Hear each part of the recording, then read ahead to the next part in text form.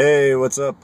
This is Ross. I'm recorded this earlier, but it didn't turn out. It was all sideways, and then I tried to record it just now, and the engine was overpowering the audio mic. So let's do it for a third time and see if this works out. I visited a homeless shelter recently, and what I found out was it's a process. It's an intake process that they go through. You meet a psych, or you do like a psych eval.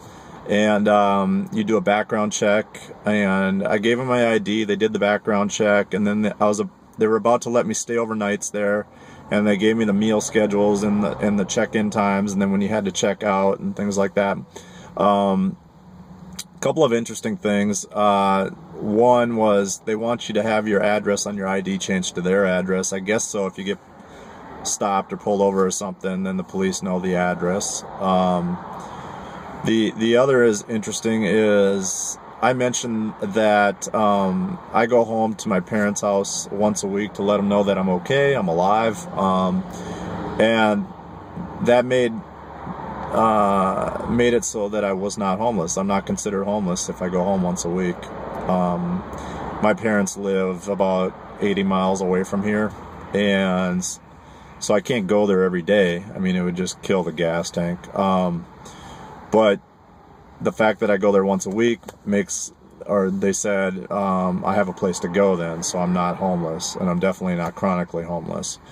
So that's where we're at. The 1 hour that I was there that I did notice was community. They all seemed to know each other there. They were watching a movie when I was there, and they were talking to each other, and I was hoping to meet my subject there for the documentary, but I didn't. They were getting ready to go to lunch. They did say I could eat there for free, though, any day of the week, 11 or 6 p.m., and so I might go back there a couple times and do that and see if I can meet somebody.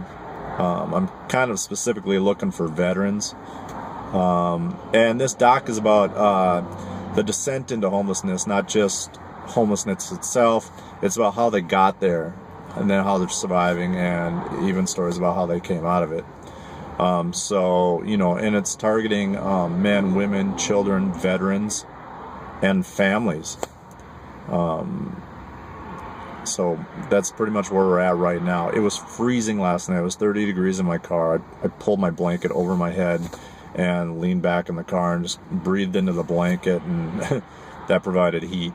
And then I'd turn on the car periodically.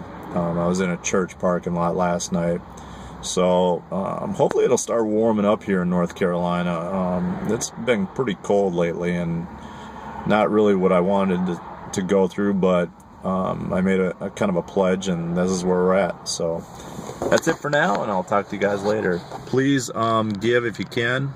If you can't, spread the word. Indiegogo.com, 120 days in my car. Thanks.